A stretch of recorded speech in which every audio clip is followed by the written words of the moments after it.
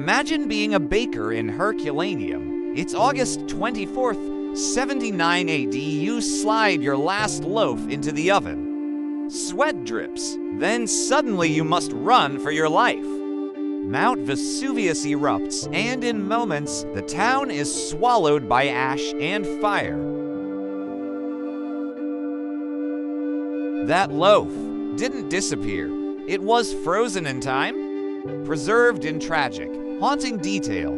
8 wedges, a string tied around its middle. A simple Roman loaf that survived the apocalypse. What if I told you? We can bake this exact loaf today. Taste history. Hold a 2,000-year-old recipe in your hands. Would you dare? Bread was life for Romans. Over 70% of daily calories came from it. Pompeii alone had 30 commercial bakeries. Not cozy kitchens, they were industrial hubs. Massive millstones, Donka-powered, ovens hotter than anything most of us have seen.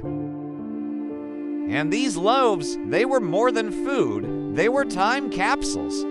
Segmented tops, central holes, string waists. All hints of Roman daily life, but why 8 wedges? Why a string around the middle? Stick around, we'll reveal it. Here's our challenge. We're baking Panis Quadratus using grains Romans actually ate, spelt and whole wheat. No stand mixers, no shortcuts, just hands, flour, and a little ancient magic. We start with the biga acida, our sourdough pre-ferment. Don't have one? No problem. Mix water, flour, a pinch of yeast, cover, and let it sit. Tomorrow, we bring history to life. Romans called this the fontan of the fountain.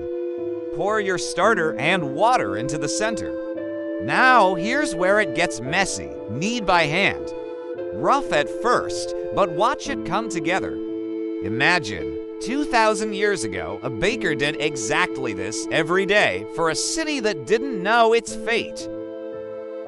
But the magic isn't done yet. Shaping it is where we truly touch history. Shape a round loaf, approximately 20 centimeters across. Tie a string around the middle of the waist. Why? Romans used it to carry dozens to market. Then 8 wedges. Pressed, not cut like the originals.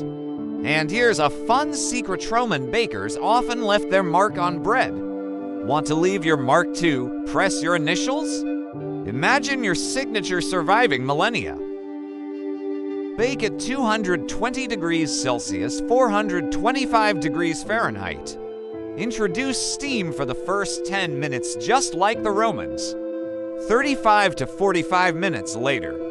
Done. Look at that crust, that weight, that taste of history waiting to be broken. Dense, nutty, wholesome. Nothing like fluffy modern bread.